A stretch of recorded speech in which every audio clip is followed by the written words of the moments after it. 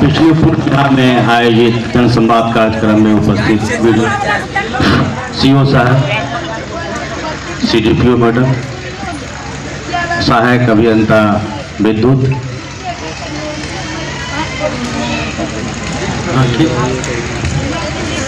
Medical department से उपस्थित officer एवं उपस्थित यहाँ पे सभी तरह के पदाधिकारी, इस जनसंवाद कार्यक्रम में उपस्थित प्रमुख साहब, मुखिया जी, पूर्व मुखिया जी एवं अन्य जनप्रतिनिधिगण, इस कार्यक्रम में उपस्थित प्रिंट मीडिया, इलेक्ट्रॉनिक मीडिया के बंधु, साथ ही इस कार्यक्रम में उपस्थित विभिन्न पंचायतों से आए हुए आम जनतागण। बातें काफ़ी विस्तार से हुई। जैसा कि आपका बोर्ड से ही स्पष्ट होता है, ये कार्यक्रम जनसंवाद है। आपसे हम समझने आए हैं, अपनी कमी को दूर करने आए हैं, आपकी भावनाओं को समझना चाहते हैं कि हमारे द्वारा जो प्रयास हुआ सरकार के माध्यम से वो कितना सार्थक हुआ, इसमें और क्या बेहतर किया जा सकता। समस्याएं अनेक हैं, इसका निराकरण किसी के बस में तुरंत नहीं है। एक प्रक्रिया के तहत हम लोग चलते हैं, नियम कानून है। बहुत बार ऐसा होता है कि आप जो योजना चाह रहे हैं उसमें राशि नहीं है, फिर सरकार के स्तर से जब राशि आती है तब उचित मिलता है।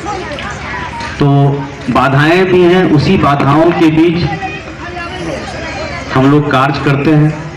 सरकार की जो भी योजनाएं हैं विभिन्न डिपार्टमेंट के माध्यम से, वो आपके कल्याण के लिए ही चलाए जा रहे हैं और आपका ही कार्य हम लोग यहाँ करते हैं। लेकिन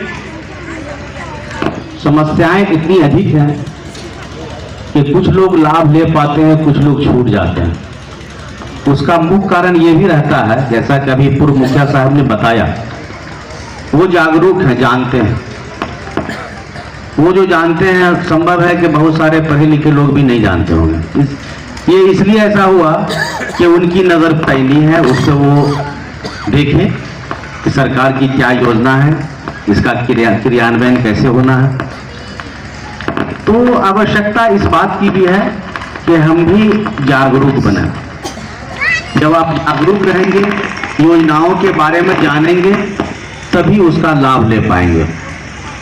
जैसा कि अभी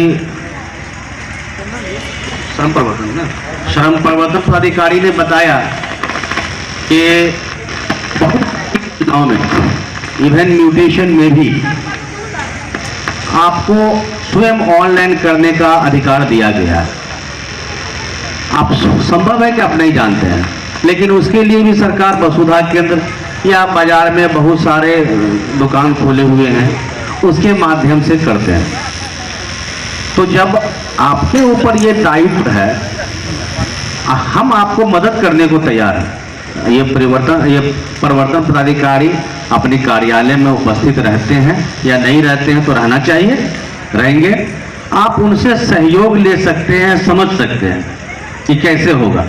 लेकिन चूंकि ऑनलाइन की प्रक्रिया है, वो आपको स्वयं करना है। पूर्व मुखिया जी के माध्यम से और आप लोगों का जो फीडबैक है उसके माध्यम से जो योजनाओं में कमी है, इसको हमारे यहाँ पे एक कर्मी उसको नोट डाउन कर रहे थे।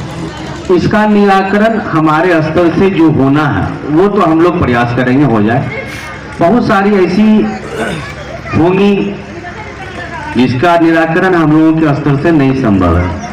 ऐसी स्थिति में उसको समेकित कर हम लोग जिला पदाधिकारी को लिखेंगे।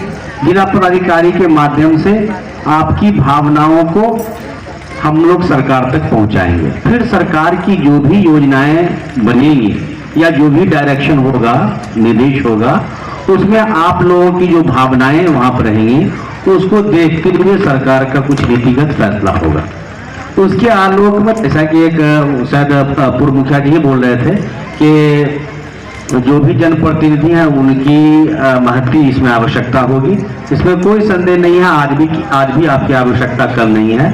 कुछ भी योजनाएं चलती हैं तो इवन आज भी जो कार्यक्रम हो रहा होगा उसमें आपकी ही योगदान होगी, तो ऐसे ही हम लेते हैं।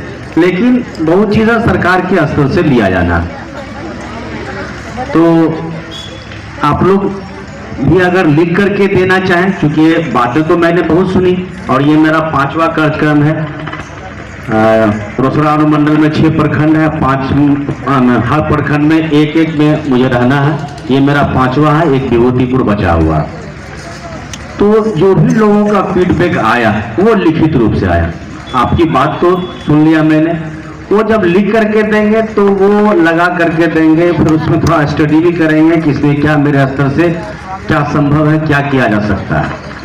तो ये आवश्यक है कि जो भी लोग अगर सरकार की योजनाओं के बारे में और उसको बेहतर करने की दिशा में अगर कोई सुझाव देना चाहते हो तो वीडियो साहब को लिख करके आजकल परसों 3-4 रोज में दे दें, वो हम तक पहुंच जाएगा, फिर हम जो है डीएम सर को भेज देंगे। आपकी बातों को हमने धैर्यपूर्वक सुना। समस्याएं हर डिपार्टमेंट में हैं और हर डिपार्टमेंट की समस्याएं सामने आई। ये कमी थी, तभी सरकार को ये महसूस हुआ कि हम लोग आप तक पहुंचे। और आप स्वयं देखेंगे कि आपके ही समाज में कुछ लोग ऐसे हैं जो बार बार योजनाओं का लाभ ले रहे हैं, कुछ लोग ऐसे हैं जो बिल्कुल पिछड़े हुए हैं, उनको जबकि उनको मिलना चाहिए था पहले। ऐसा इसलिए हुआ कि वो बिल्कुल जागरूक नहीं है, उनको कहा भी जाता है या तो सहयोग नहीं मिलता है जनप्रतिनिधि का, या फिर वो खुद अलसा जाते हैं। तो आप लोगों से पुनः अनुरोध है कि समस्याएं हैं बिजली के, इसके बारे में भी आई, पानी के बारे में, तो वो पानी अब ट्रांसफर हो गया है पीएचडी को।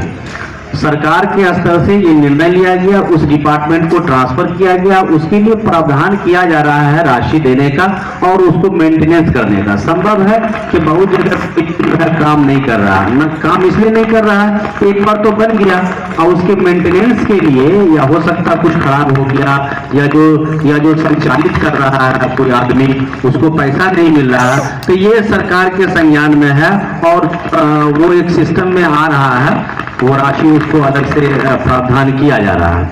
तो इसका निराकरण सरकार के स्तर से किया जाना है और सरकार के द्वारा निर्णय लिया जा चुका है। पुनः अनुरोध है कि अगर कोई समस्या आप लिख करके देंगे तो वो हमारे लिए अच्छा होगा, हमको भेजने में थोड़ी सी आसानी होगी और स्टडी करने में, उसको अध्ययन करने में भी कि कौन सी समस्याएं हमसे रिजोल्व हो जाए, समाधान उसका हो जाए, तो वो लिख करके वीडियो साहब को जमा कर देंगे, वो हम तक आ जाएगा। इतना कीमती समय आप लोग दिए और हमको बहुत कुछ सुनने को मिला, बहुत अच्छा लगा। धन्यवाद।